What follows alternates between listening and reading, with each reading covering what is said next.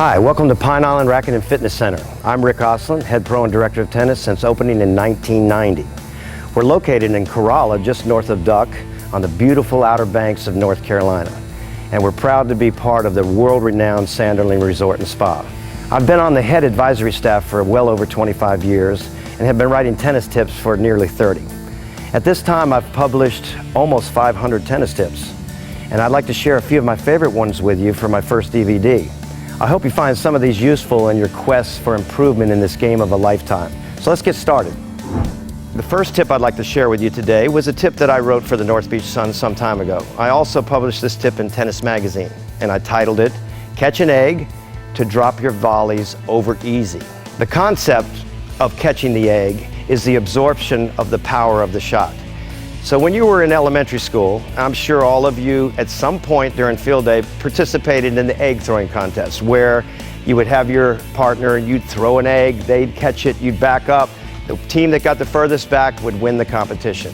Same goes for a drop volley in tennis. I'm going to absorb the power of that tennis ball so it gently floats over and bounces twice before my opponent even has a chance at it. I'm going to show you a few tips to make that happen. So let's get started.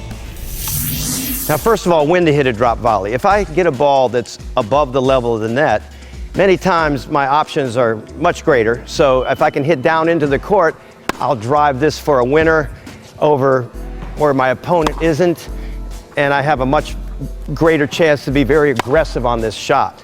But once the ball is below the net, that option is taken away. So once the ball is dropping down low and I try to drive it, I'm hitting the net more often than not. Or if I do get it over the net, it goes long. So I choose usually to hit a drop volley when I'm in a situation where the ball has dropped low. Another misconception about the drop volley is that people tend to try to chop it with a lot of backspin to get the ball to stop. Now, it is true that by chopping the ball, you get the ball to stop and even come back. If you were able to get it over the net and back before they hit it, you actually win the point. Not very likely in the middle of a game. I could try. Not that time. Maybe this time. Here we go. Either way, not likely to happen in a match. So instead, you want to absorb, like I explained with catching the egg. If there was no stability in this racket whatsoever, and I'm going to demonstrate that by dropping it as the ball hits. Perfect drop shot.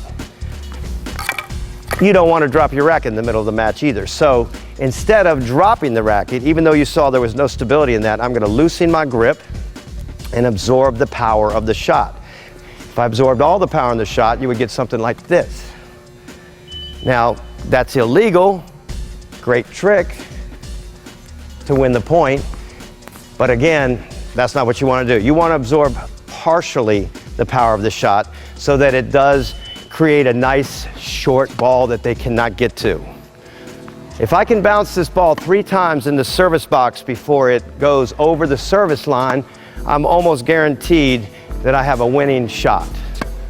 One other tip that I wrote years ago to help get that concept, and I was teaching a group of high school girls, and they were having a hard time with the catch the egg. I don't know why.